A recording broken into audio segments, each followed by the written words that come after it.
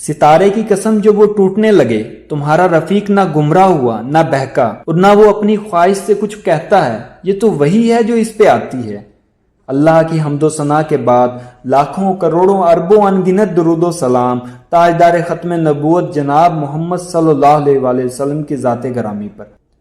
حضرات گرامی قدر، جب اللہ تعالیٰ نے اپنے محبوب مدنی کریم صلی اللہ علیہ وآلہ وسلم کو عرش بری پر ملا کر ملاقات کا شرف بخشا، اس وقت حالات کیا تھے؟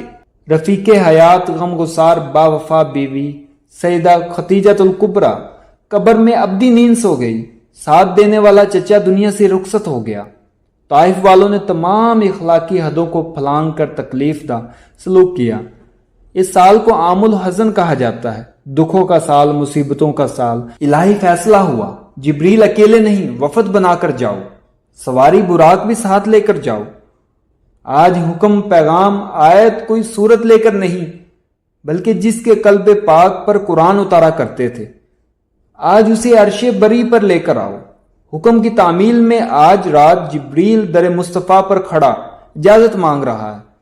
اے میرے رب، دستک دوں، دروازہ کھٹکھٹاؤں، اونچی آواز دے کر اطلاع کروں، چپکے سے اندر چلا جاؤں؟ فرمایا نہیں نہیں، آج تم نے چھت سے سوراخ کر کے اندر داخل ہونا ہے۔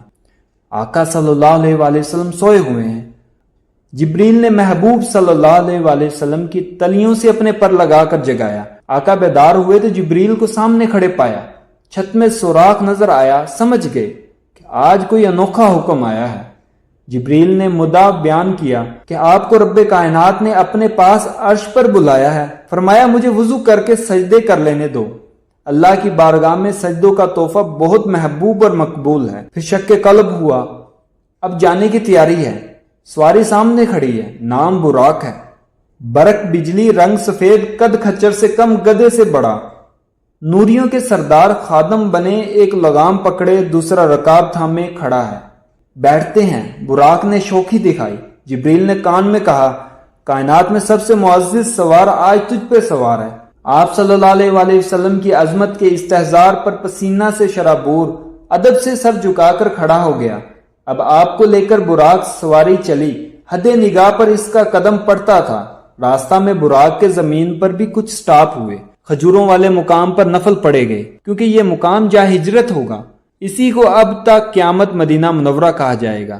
دوسرا پڑاؤ حضرت موسیٰ علیہ السلام کے مقام کوہ طور پر، اور تیسرا حضرت عیسیٰ علیہ السلام کے مقام پر 2 رکعت نفل ادا کی فرمائے، جس سے اس بات کی طرف اشارہ تھا کہ آپ صلی اللہ علیہ وآلہ وسلم کا مرکز مدینہ منورہ ہوگا۔ اب یہودی عیسائی کو حضرت محمد صلی اللہ علیہ وآلہ وسلم کی پیروی کرنا ہوگی۔ تمام انبیاء اور رسل مسجد اقصیٰ میں موجود تھے، آپ صلی اللہ علیہ وآلہ وسلم نے امامت کرائی، سب نے آپ کی اقتداء میں نماز پڑھی۔ آج آپ کی امامت و سیادت کا برملا اظہار ہو گیا۔ آپ صلی اللہ علیہ وآلہ وسلم امام انبیاء ٹھہرے اور سب نبی آپ کے مقتدی واضح ہو گئے۔ ان کی قیادت بھی اب امت محمدیہ صلی اللہ علیہ وآلہ وسلم کرے گی۔ یہاں پہ ایک خوبصورت واقعہ ہے، علامہ ابن کثیر رحمہ اللہ کی روایت ہے کہ روم کے بادشاہ ہرقل کے دربار میں عرب کے وفد کے سردار نے جب معراج کا ذکر کیا تو دربار میں موجود مسجد اقصیٰ کے منتظم مذہبی عالم نے کہا کہ اس معراج کی رات کا مجھے علم ہے۔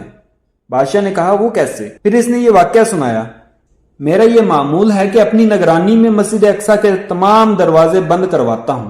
اس رات مجھے بتایا گیا کہ ایک دروازہ بند نہیں ہو رہا۔ میں گیا تو دیکھا واقعتاً دروازے کو اپنی جگہ سے ہلانا مشکل تھا۔ ہم سب نے مل کر زور لگایا مگر دروازہ بند نہ ہوا۔ صبح جب ہم گئے تو وہ دروازہ بڑی آسانی سے بند ہو رہا تھا۔ اس کے علاوہ ایک پتھر کے بارے میں مشہور تھا کہ اس سے انبیاء علیہ السلام اپنی سواری باندھا کرتے تھے۔ آج اس کا سوراخ صاف نظر آ رہا تھا کہ یہاں لگتا تھا کہ آج رات اس سے سواری باندھی گئی تھی۔ تو اس معراج کی رات کا مجھے علم ہے کہ یہ غیر معمولی واقعہ اسی رات کو پیش آیا جس رات آپ صلی اللہ علیہ وآلہ وسلم معراج کے سفر پر تشریف لے گئے۔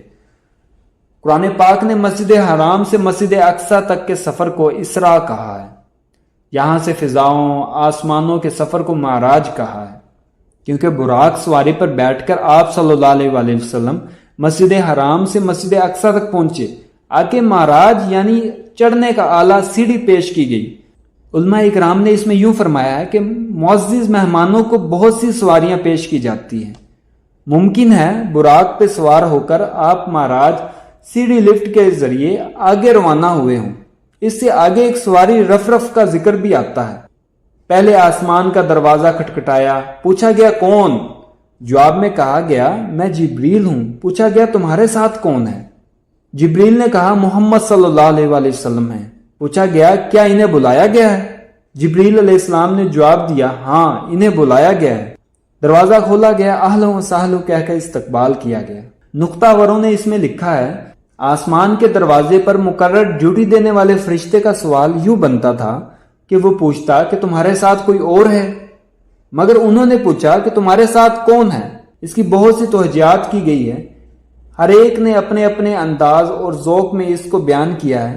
ان میں ایک انداز بیان یوں ہے کہ سید الملائکہ جبریل علیہ السلام کا تو آنا جانا لگا رہتا تھا، ان کی خوشبو مہک اور انوار سے وہ مانوس تھے۔ ایک نرالی اور منفرد خوشبو اور مہک آ رہی ہے، منفرد انوار و تجلیات کا ظہور ہو رہا ہے، کسی بڑی شخصیت کی آمد ہے۔ اس لیے انہوں نے جبریل سے پوچھا تمہارے ساتھ کون ہے؟ جواباً جبریل نے کہا کہ میرے ساتھ محمد صلی اللہ علیہ وآلہ وسلم ہے۔ دروازہ کھول دیا گیا، اہلا و سہلا کہہ کر استقبال کیا گیا۔ خوش آمدید ہم اپنی پنجابی زبان میں کہتے ہیں جی آیا نو۔ فرشتے خوش تھے، آج ہم زیارت مصطفیٰ سے مشروب ہو گئے۔ یہ پہلا آسمان ہے۔ جبریل نے عرض کی یہ آدم علیہ السلام ہے، انہیں سلام کیجئے۔ آپ صلی اللہ علیہ وآلہ وسلم نے سلام کیا تو آدم علیہ السلام نے سلام کا جواب دیا اور بہت خوش ہوئے، دعا